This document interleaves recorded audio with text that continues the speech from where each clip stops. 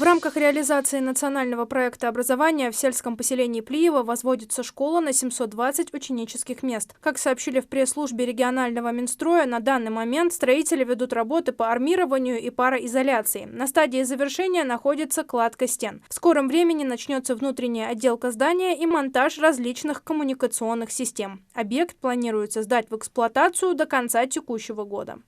С 1 апреля социальные пенсии будут проиндексированы на 7,5%. Такое постановление утвердило правительство. Размер индексации рассчитывается, исходя из темпов роста прожиточного минимума пенсионеров за прошедший год. Традиционно индексация социальных пенсий проводится один раз в год, 1 апреля. Социальные пенсии получают граждане, у которых нет достаточного подтвержденного стажа для начисления страховой пенсии. Кроме того, эти выплаты положены людям с инвалидностью и тем, кто потерял кормильца. Также с 1 апреля на 7,5% будет повышен размер государственного пенсионного обеспечения отдельных категорий граждан.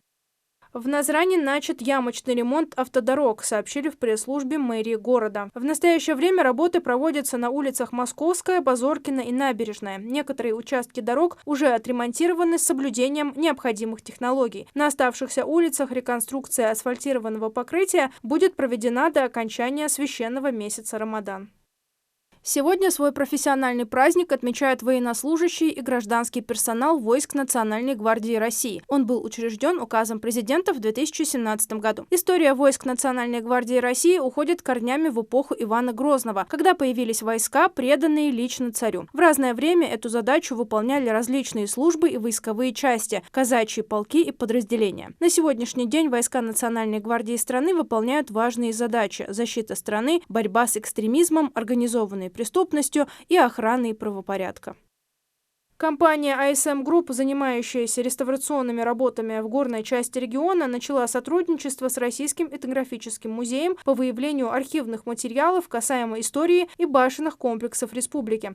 Практически сразу же музей выслал для изучения фотографии и рисунки, датируемые началом XX века. Партнерами проекта выступают благотворительные фонды «Сафмар» и «Возрождение».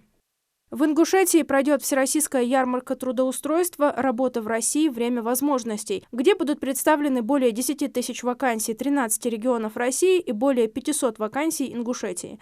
Это площадка для тех, кто ищет новые карьерные возможности или хочет сменить сферу деятельности. Сейчас особое внимание уделяется поиску и трудоустройству квалифицированных специалистов в области сельского хозяйства, промышленности, журналистики, образования и медицины. На ярмарку приедут представители сельскохозяйственных и продовольственных компаний, больниц, школ и детских садов. Мероприятие состоится 5 апреля на базе Центра занятости населения Назрановского района. Проект дорожной карты по снижению безработицы в Ингушетии принят на заседании межведомственной рабочей группы под руководством вице-премьера Татьяны Голиковой. Обсуждалась актуальная проблема исправления сложившихся тенденций на рынках труда ряда регионов до 2030 года. Проект дорожной карты республики предусматривает снижение уровня общей безработицы по методологии МОД до 13,5%, создание не менее 21 400 новых рабочих мест, повышение уровня трудоустройства выпускников колледжей до 60% и выпускников вузов до 50%. Запланировано существенное увеличение контрольных цифр приема по программам среднего профессионального образования выпускников 9 классов по направлениям легкая промышленность, туризм и нефтегазовая отрасль. Также планируется участие почти 100% учащихся 6-11 классов школ в мероприятиях по профессиональному выбору на площадках предприятий и работодателей и значительное увеличение целевого набора как в организации среднего профессионального образования, так и в вузы. Сегодня во всем мире отмечается один из творческих праздников – День театра. Дата была установлена в 1961 году 9-м Международным театральным конгрессом.